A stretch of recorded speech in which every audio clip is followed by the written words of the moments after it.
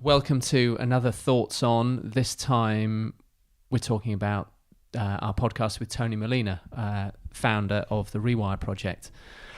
He's been fairly, if not very instrumental for us since we met him probably about 18 months ago.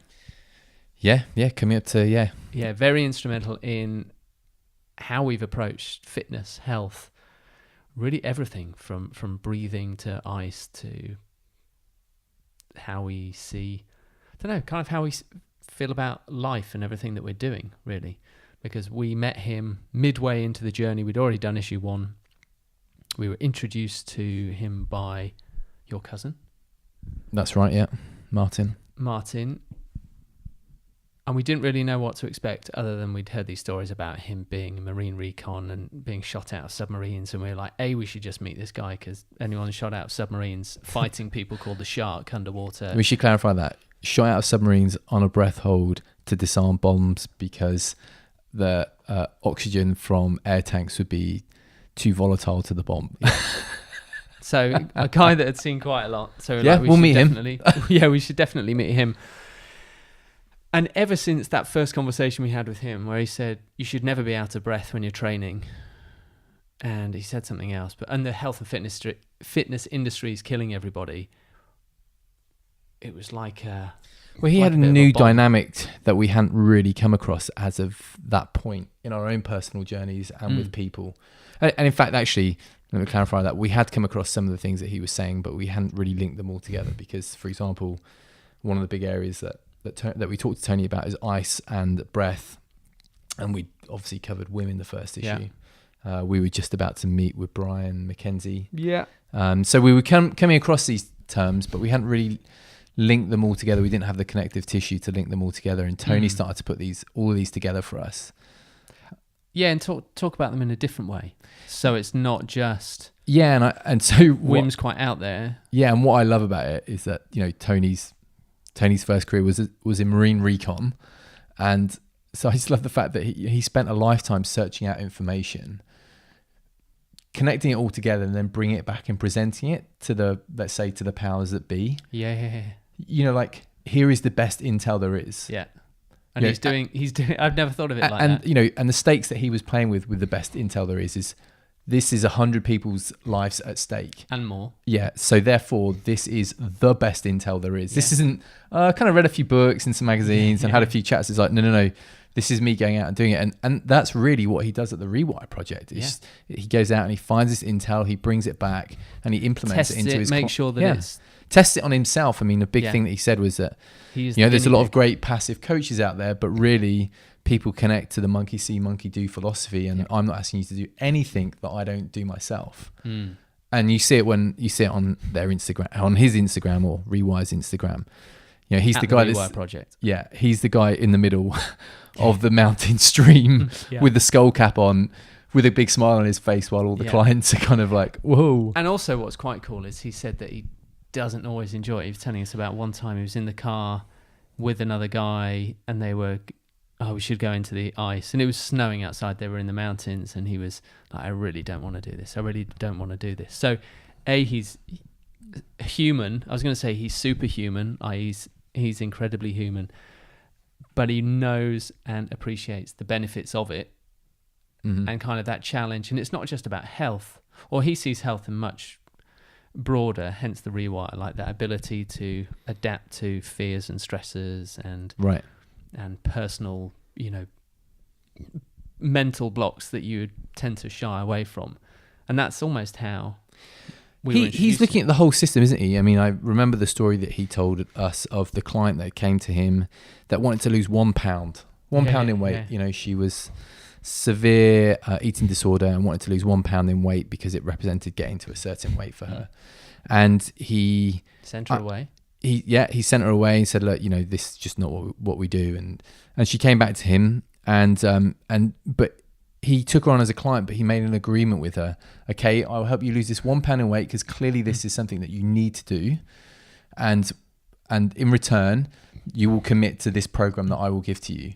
And what was incredible about the program was it was so comprehensive. It wasn't just a fitness program. It was a mental health program. It was an adaptive medicine program. or I believe it was an adaptive medicine program. It was so comprehensive to this individual person's good health.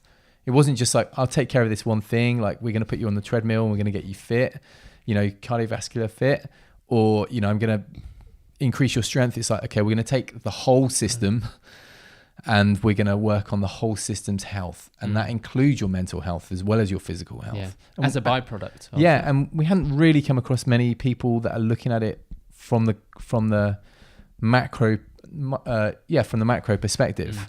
What I really like about Tony and what they do is, and we were kind of getting to that with talking about the ice and cryo. He's not saying any one thing is better, like cryo is better than getting in an ice bath or going to a mountain stream. He's just saying cold is great for the body, do it every day, because he said in the podcast, first thing in the morning, go and jump in the sea. Yeah. If that's where you've got, like, that will suffice. And there's no dogma other than the principles. He's just really sticking to the principles. It's a little bit cold, a little bit hungry, a little bit out of breath, or not out of breath, out of breath. And it's very easy for people when they can overcome their own probably ego and barrier to go and see him, because it's not right. You're going to be, if you're not back squatting 150 kilos or whatever, which would be amazing anyway, then, that's not, you don't even have to lift a weight with him, but you'll go through the principles are all the same, whether you're a top flight athlete or you are. We're all humans in a human body. The same principles apply to everyone. Some people are fitter or smarter or whatever, more compassionate, but the general principles for good health are pretty much the same for everyone. Yeah, I think the difference comes in when it's specialising in sport. And he did say, he said, well, we often said, always ask why you're going to the gym. Is it for good health, or is it because you feel you should be doing these things? And I kind of think, is that still the same when what you're doing, when you know that what you're doing might not be benefiting you after listening to Tony? And that was what we had. I was going to CrossFit all the time, probably out of breath, repeatedly every day, thinking it felt the best thing in the world. And then after that, it was like, I shouldn't be out of breath in that way. Yeah. And then everything improves. You can train the next day a little bit more than the day before, etc. So you're getting the improvements. You add in the cold, you add in all of those things, and it works. The important thing for me that stands out in that is the question. I think it's ultimately one of the hardest questions of what is it that you want? Why are you doing it? Are you doing it for good health? Because then you need to potentially change your entire internal stories around what good health is. Because, good health for you may not be lifting lots of weight, or it may not be hitting the road, on a massive run or a massive bike ride, because your system's so stressed out that actually all you need to be doing is coming back into relax mode, parasympathetic mode. And how's best to do that? Imagine coming in and going, well, I just need to get fit. And then someone says, well, actually what you need to do is get in an ice bath and you need to do breath work. And we're going to work on this for the first few months until your body adapts to the environment. Then we can get into those steps. But good health is the ability to do all those things.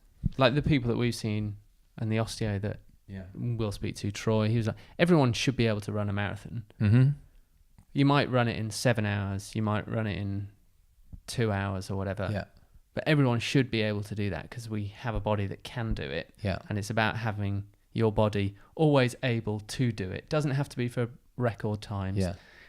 You should be able to squat, because our body can do it. If you're not able to squat through not, exercising and grooving that, it's kind of like, wow, you're limiting everything that you can do. Yeah. Because it sort of bleeds into all of those parts of... It goes back to the MovNat philosophy and on the course philosophy of, why do you have the body? Primal, like you should be able to, save yourself and save someone else if required, if needs be, from a primal standpoint. And if you can't be doing that, then well, you should be able to get up off the floor without using your hands. Yeah. And who are we with the other day, or someone was trying to do that and then they couldn't. Oh, it's one of my friends. One of your friends. But it's that thing when you try it, you're like, oh. A paraphrase. I was really embarrassed, Chris. I couldn't get off the floor without using my hands. It's a guy that's in his mid-30s or late 30s. You know, it's like whoa, wow. Yeah. And I remember meeting Carl Powley for the first time, and his 4 movements: the push, the pull, the squat, and the pistol. It's like a muscle up, handstand push up, squat, and a pistol. And you're like, wow, muscle up's amazing.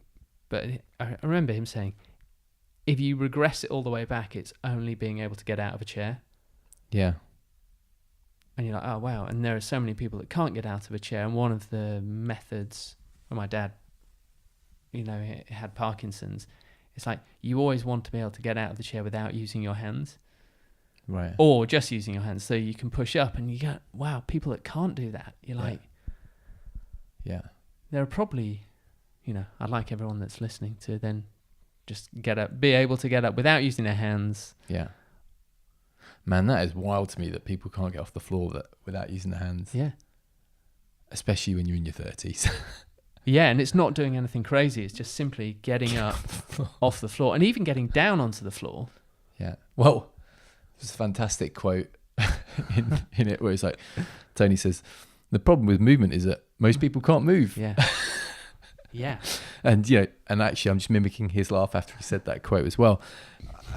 And the sad thing is he then said that people have to watch, screens to live vicariously about, they kind of want to do those things because that's why we watch them. Yeah.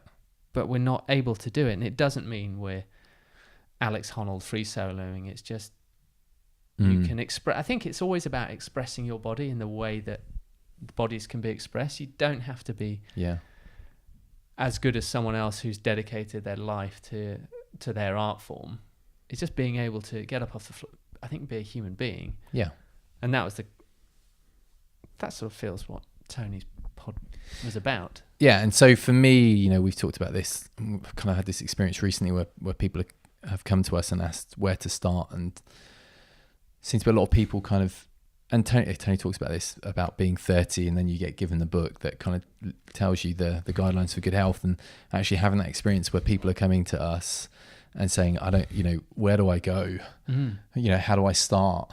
Because there is so much information out there. Yeah. And everyone's got their own slant. We said to Charlie Dark, actually, when he was saying in the podcast, when he talked to us, he was interviewing us about what would be your recommendations to people, because there is so much information out there. And one of the things we said was go with the person that you kind of like who they are and what they say, because most people are saying the same thing. Yeah. Whether you're doing a natural squat or a CrossFit squat, they're both still squats. Mm-hmm. But you might just be more inclined to one than the other. Yeah. Neither's better than the other. They're just all, the principles are all there. You just choose your flavor. Yeah. As we say. Just drifted out. You were going to say something? No. So I thought that was interesting. And the fasting mimicking diet, because we both have experiences of, you've gone like the full way, and then I've just done different things. Yeah, and I get, there's a piece in The Guardian this week that I haven't read it yet, but apparently links fasting to eating disorders in some way, shape or form. And I think it's the same question again, that we just, why are you doing something? Because fasting is not wrong. It's a biological, or it's a process that humans have been going through since day one. It's a tool. It's like, a knife is a knife. It's a tool, and it's, why are you doing the fast? So why are you doing a fast? And Tony talks about the fast, plant-based fasting mimicking diet. Yeah. And the idea is that, you do it for several days and it resets the system. And that's what I have done my fasts. Well, that's why I did one of my fasts in the past, from that perspective of resetting the system, clearing it out and kind of beginning again, if you will. How did you feel afterwards? Yeah, I felt horrific. But, everything's a learning process, and there's the reasons I felt horrific. One is that the quality of water I was drinking, it was questionable. I didn't retreat away from the world. I just kind of maintained a normal working schedule, which at that time was a really hectic 5 days. I kind of was going through emotional stuff at the same time. I basically just kind of grinded my way through a 5-day water-based fast. And it, you know, perhaps there were benefits to my body, but probably not to my mental health. Yeah. But, you know, that's kind of, okay, the next time I do a 5-day water fast, I've kind of learned. I think it's being able to say that after the event. Because I remember when you were doing it, it kind of felt like you were punishing yourself. And you probably were, and you had to get it out of your system.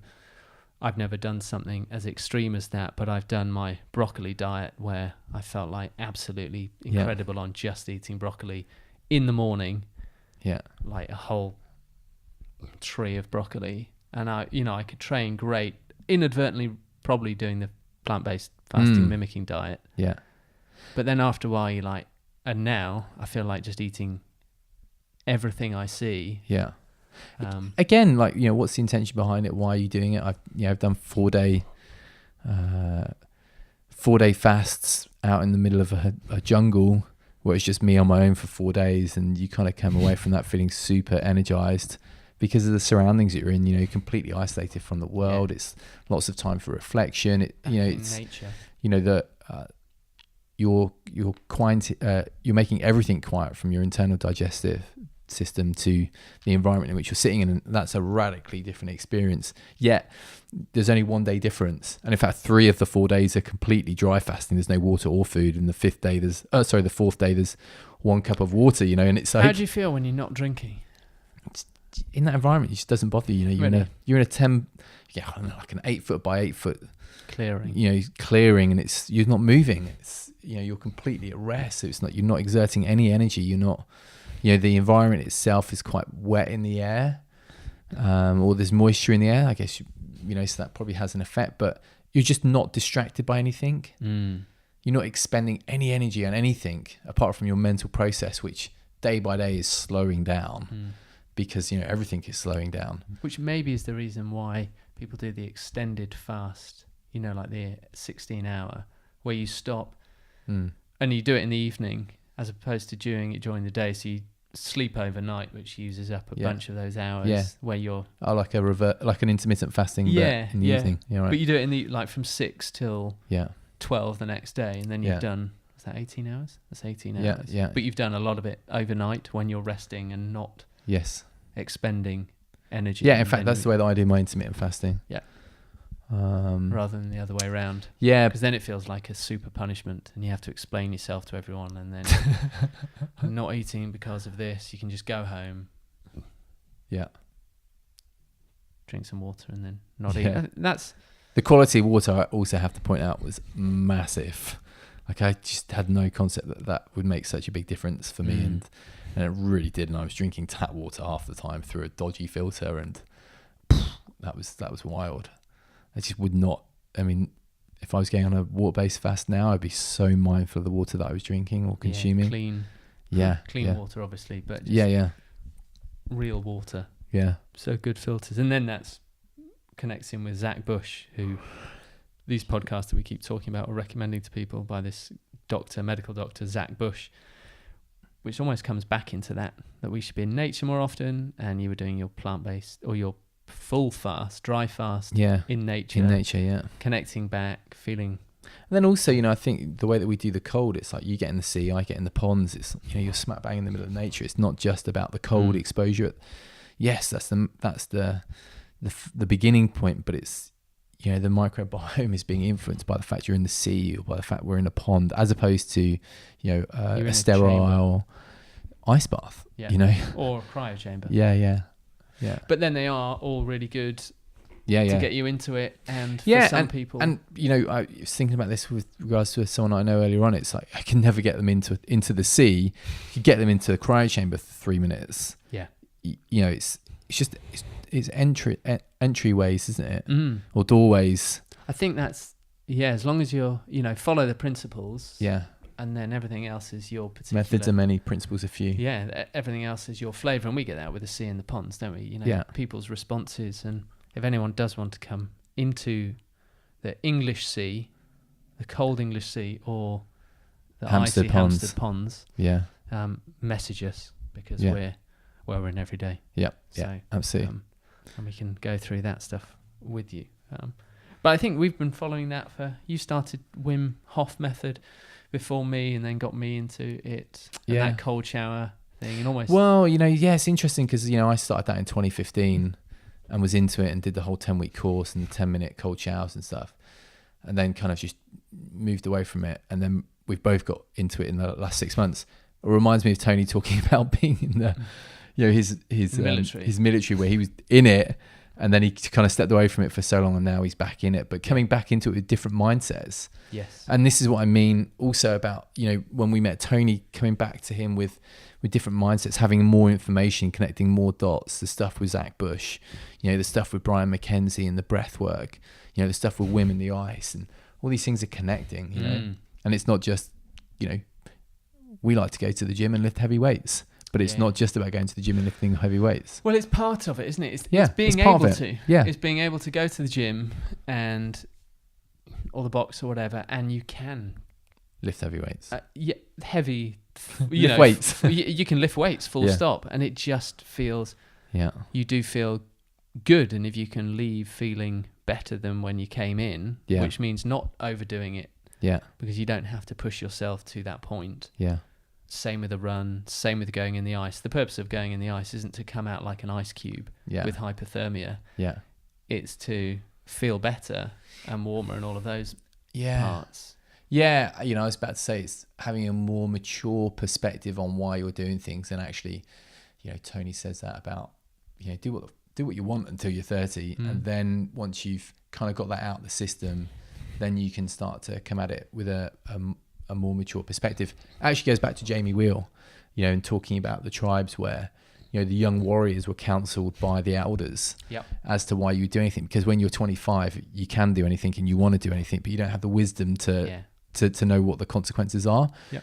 The same with this, you can do everything and anything, and, essentially break down your body until you're 30. Then you start to feel it. You have a bit more wisdom.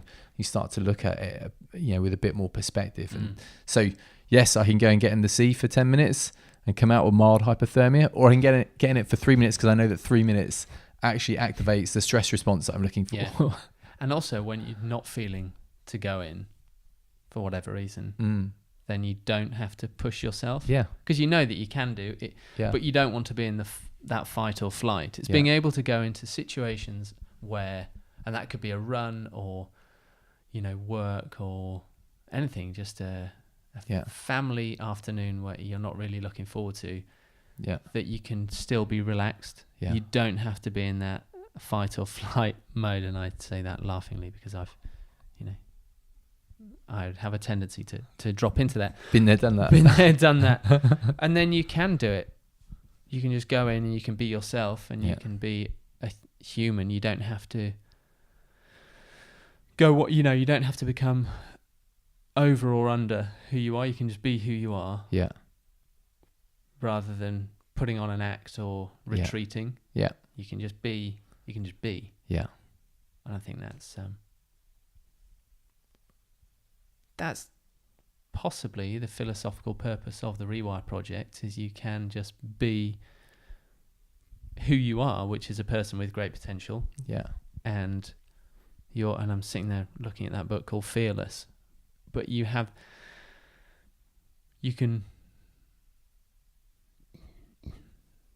realize and understand that you're vastly more capable than you think you are, or other people say that you are, if you can do all those bits. Yeah. Seems like a good place to finish. Okay. Nice one. Have good weeks. Yeah, have good weeks. Let us know what you think about the podcast. We've been having some really lovely questions backwards and forwards, or questions and answers. And we're just kind of pointing people, aren't we? We're pointing people in directions of other people that they should perhaps go and check out or go and see. And that's always the purpose of what we're doing. We're real-time experiments on ourselves. Yeah. And having a lot of fun doing it. And other people are, well, hopefully doing it with themselves. And then when you realise that you're improving in ways that you didn't really realise, it's quite fun. Yeah. So we And also, I'll say the thing about the swimming again. We go to Hampstead Ponds Chris, or Brighton Sea, James. pretty much every day. So Instagram us. Well, or the message us. ponds. We go to ponds every Sunday at 7:30 a.m. Mixed ponds in Hampstead, and we'll do breath work, and then we'll get in the cold, and we'll go during the week, but that's a bit more ad hoc. Yes, yeah. And then Brighton is most days in the mornings. Tends to be after yoga practice and before we get down to some work.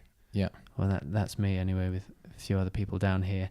So if you fancy coming and indulging in some cold water,